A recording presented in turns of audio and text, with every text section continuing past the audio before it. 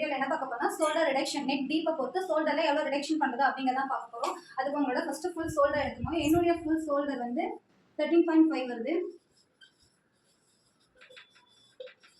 இதை வந்து 2 all divide பண்ணிக்கோங்க. டிவைட் பண்ணால் 6.5 வருது. ஓகேங்களா? இப்போ நெக் டீப்பை பொறுத்து நம்ம வந்து ஷோல்டர் ரிடக்ஷன் பண்ண போகிறோம். அதுக்கு சின்னதாக சிம்பிளாக ஒரு ஃபார்முலா இருக்குது. அது என்னன்னா, உங்களுடைய நெக்கு டீப்பு பேக்கில் என்ன நெக் டீப் கொடுக்குறீங்களோ அதுதான் நெக் டீப்பு -1 into 0.25. ஸோ நெக் டீப் எவ்வளோ கொடுத்தா இந்த ஃபார்முலா வந்து யூஸ் பண்ணலாம் அப்படின்னா 6, 7, 8, 9. ஸோ இதெல்லாம் வந்து உங்களுக்கு மீடியம் நெக்கு. 9ங்கிறது டீப் நெக் தான், பட் ஒரு சிலருக்கு 9ங்கிறது மீடியம் நெக்காகவே இருக்கும். ஸோ அதுக்கு இந்த ஃபார்முலா யூஸ் பண்ணிக்கலாம். இப்போ என்னுடைய நெக் டீப் நான் எவ்வளோ கொடுக்க போகிறேன் அப்படின்னா 8.5.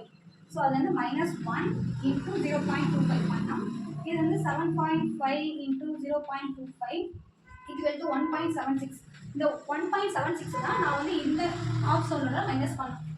6.05 minus 1.76 மைனஸ் பண்ணால் 5.25 வரும். ஸோ இதை விட நம்ம வந்து என்ன இருக்கோம்னா சீம் அளவு சேர்க்கலாம். ஷோல்டர் ஸ்லீவ் ஜாயின் பண்ணல, ஸோ அதுக்காக ப்ளஸ் 0.5. ஸோ மொத்தமாக 5.75 தான் நீங்கள் வந்து உங்கள் ஷோல்டர் வந்து மார்க் பண்ணலாம். ஸோ இது வந்து ஆஃப் ஷோல்டர், இது வந்து ஃபுல் ஷோல்டர். இது ரிடக்ஷன் பண்ணி வந்த வேல்யூ.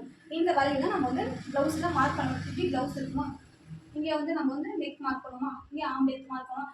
இந்த லைனை தான் ஷோல்டர். ஸோ இங்கேருந்து இதுதான் இந்த 5.75. ஸோ இங்கே நெக் வந்துடும், இங்கே ஆம் லைன் வந்துடும். இது நெக் வித். நெக் வித்தோட ஃபார்முலா எப்படி அப்ளை பண்ணி பார்த்தா மோர் detail subscribe my channel. Thank you for வாட்சிங்.